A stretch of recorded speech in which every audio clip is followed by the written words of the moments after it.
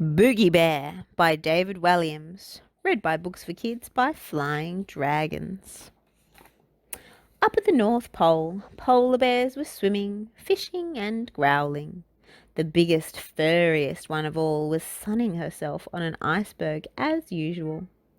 Lying there without a care in the world, she scooped fish from the sea with her paw and dropped them into her mouth. "Ah, this is the life," she sighed, as she drifted off to sleep.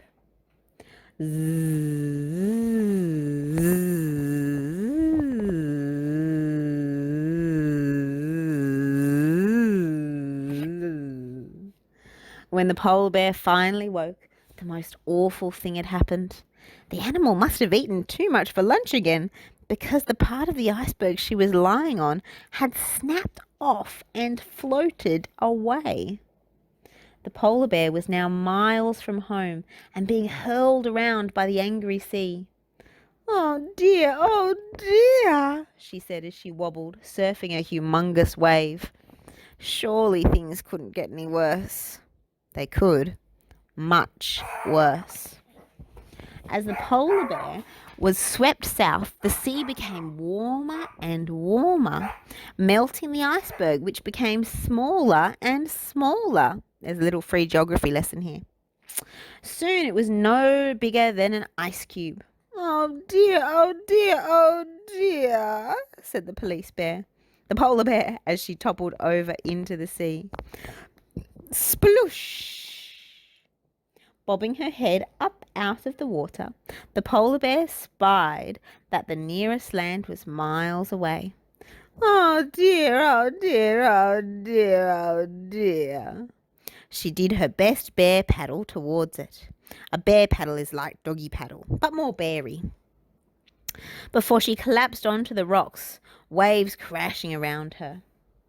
Behind her, she heard a rustling in the forest. Rustle, rustle, rustle. The only thing more rustly would be someone called Rustle, Rustle, rustling. Looking up, the polar bear saw hundreds of eyes staring back at her out of the gloom. "Oh dear, oh dear, oh dear, oh very dear," she whispered. She whispered to herself. Surely things couldn't get any worse. They could. Much worse. "Charge!" came a voice. Before the polar bear knew it, 100 brown furry creatures were stampeding towards her. "Ah!" they cried, like soldiers running into battle. "Get the boogie monster!" bellowed the littlest one from the back. "What's a boogie monster?" "That is," shouted the big one with the floppy ears. "I'm scared," said the one with the biggest wettest nose. The brown bears had never seen a white bear before. "Oh dear, oh dear, oh dear, oh dear, oh very, very dear," said the polar bear, and she ran away into the forest as fast as she could. It wasn't actually that fast, but at least she tried. Brown bears came from all sides, and soon the white bear had nowhere to run. Ahead of her was the tallest tree in the forest, so she clambered all the way up to the top. It is impossible to clamber all the way up to the bottom. The tree swayed under her weight. The white bear clung on desperately as the brown bears circled. "Oh dear, oh dear, oh dear, oh very, very extremely dear," she said to herself. "Get the boogie monster!" shouted the small one, baring his sharp teeth. "Can someone else do it?" "It's scary," whined the one with the biggest, wettest nose. "I am not scary," shouted the polar bear. "Yes, you are," said the little one. "Your fur is a funny colour." "Well, I think your fur is a funny colour." That enraged him. "Get up there," he ordered. "I'm scared of heights," replied the one with the biggest, wettest nose. The smallest one huffed and picked up a stick as big as he was. He hurled it at the polar bear. "Take that, boogie monster!" Whoosh! Biff! "Ouch!" called out the hot polar bear. She lost her grip and slid down the tree at speed. "Oh dear, oh dear, oh dear, oh dear, oh dear, oh dear, she muttered to herself, as her big furry bottom hit each branch on the way down, until she hit the big bendy branch, which bounced her back up to the top of the tree. Surely things couldn't get any worse. They could. Much worse. As the polar bear was so heavy, the tree buckled to one side. The pack of brown bears reached up with their paws and grabbed at the trunk. "Get the boogie monster!" ordered the little one. The brown bears lost their grip on the trunk, and the tree twanged them back up. Twang! A twang is like a twang, but more twangy. "Oh dear!"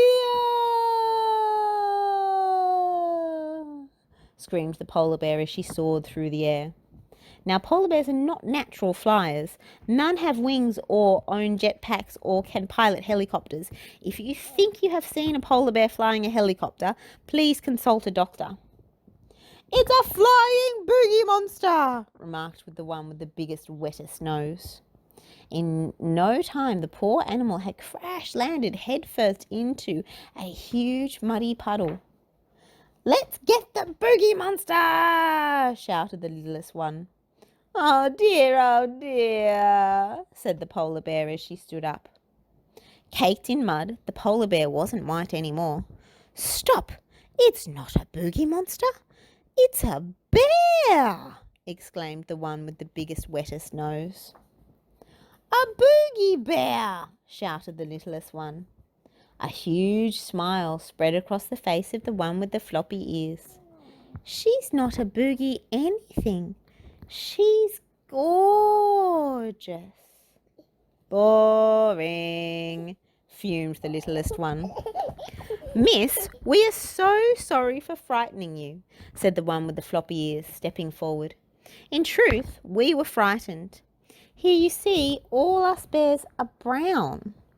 "There, all us bears are white," she said, pointing north.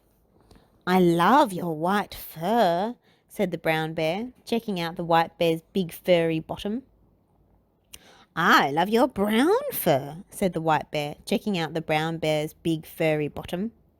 "Yuckity yuck, yuck, yuck," exclaimed the littlest one. The pair rubbed noses in a show of love. The birds in the trees tweeted sweet music. Butterflies swooped and twirled, and as if that wasn't enough, a rainbow appeared in the sky. From that day on, the two love-struck bears spent all their days and nights together. The white bear had never eaten honey before, which she loved. The brown bear had never eaten walrus before, which he pretended to love. I would not recommend eating walrus. You have to smother it with tomato ketchup to make it taste nice. The pair hibernated for the winter, cuddled up together in a hollowed-out tree. Things couldn't get any better, but they could. Much better. That spring, the polar bear had a litter of beautiful bear cubs. Their fur came in lots of different shades of white and brown. No matter, their mummy and daddy loved them all the same. "This really is the life," sighed the white bear. "It certainly is, my love," replied the brown bear. As a matter of interest, you might like to know that polar bears and brown bears are starting to actually breed as polar bears slowly start to move a little bit south. So you could hear more about this on David Attenborough's Natural Curiosities. It's the first episode in his second series that tells you about Pizzly bears, which are the hybrids of polar and brown bears. If you enjoyed this book, please hit subscribe, and we would love to share many more David Walliams and lots of other kinds of books with you too. Enjoy.